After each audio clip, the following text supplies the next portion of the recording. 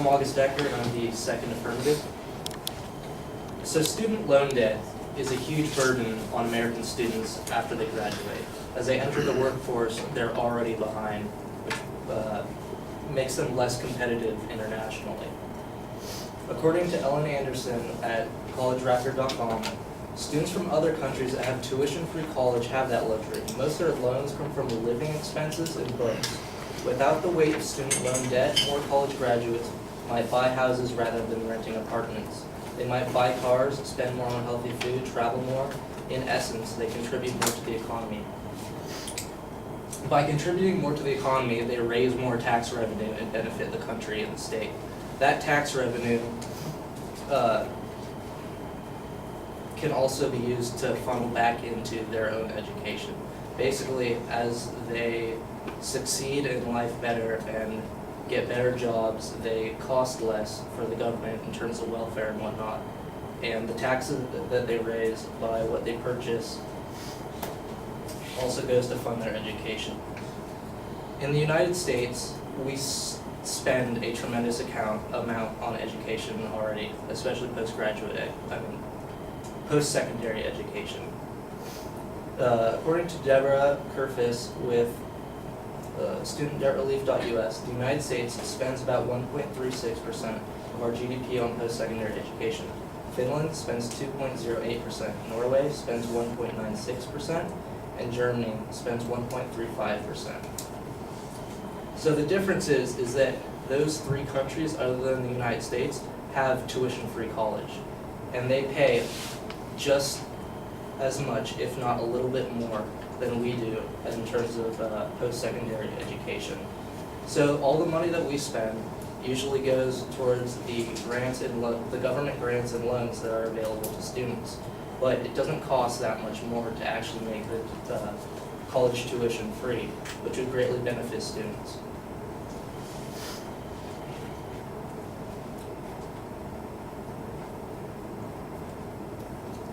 Not only that, but also according to Deborah Kerfis, a better educated workforce would be a boon to American economic growth. At the same time, it would increase tax revenues.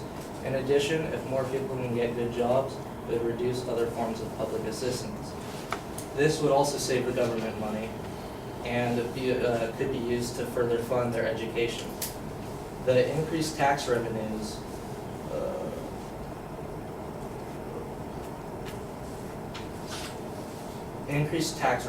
would greatly benefit the government and could help fund future education.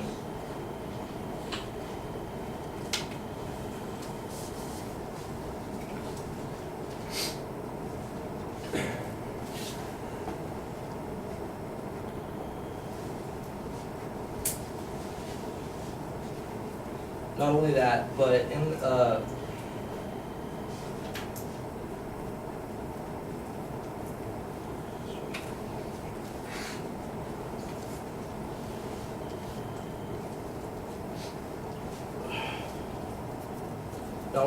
but the world is changing and the job market is changing. There's less blue-collar jobs today than there were 50 years ago. According to Deborah Kerfis, the world has changed remarkably since the 1940s and 50s. Many more jobs today are knowledge-based or require advanced technical skills rather than in the past, to the extent that there are sometimes not enough qualified people to fill these positions. With not enough qualified people, there are more people unemployed while there's jobs available. With tuition-free college, more people could get those degrees and more people could fill future white-collar jobs.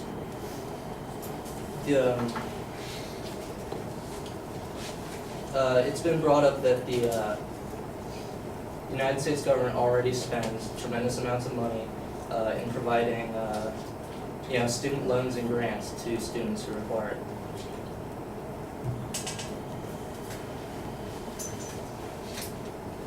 But if that was enough, then students wouldn't be $1.5 trillion in debt.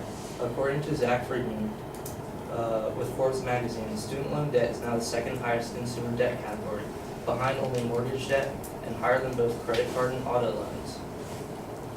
Not only that, but student aid is just not enough help. For example, today, a federal Pell Grant covers only about 30% of the average cost of going to a public four-year college or university. In 1973, they covered 75% of the cost.